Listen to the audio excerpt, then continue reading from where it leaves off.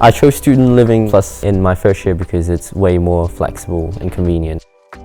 I chose Student Living Plus because I was slightly worried about moving away from home. I wanted to know that I'd be able to have a good meal every night. I chose Student Living Plus because I wasn't sure that after a long day I'd want to go home and cook. This way I can just go home, go downstairs and get dinner, and I know it's going to be healthier. I get peace of mind from Student Living Plus because I know that all of my dinners for the week are sorted, and quite a few of my lunches as well.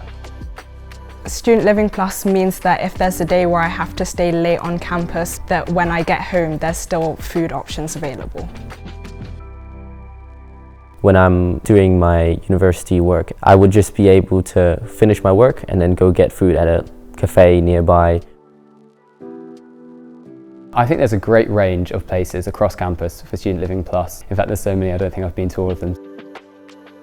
The quality of the cooked food's really great because you get a lot of fresh options.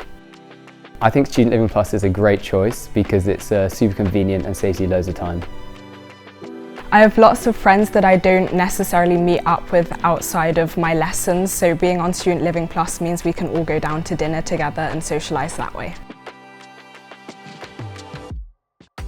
One of the great things about Student Living Plus is that the staff are super friendly and super helpful.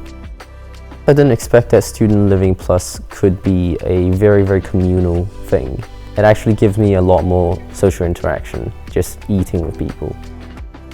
I would recommend Student Living Plus to a friend, especially for a first year, because it's way easier to budget their time and money, and they get a lot out of that value.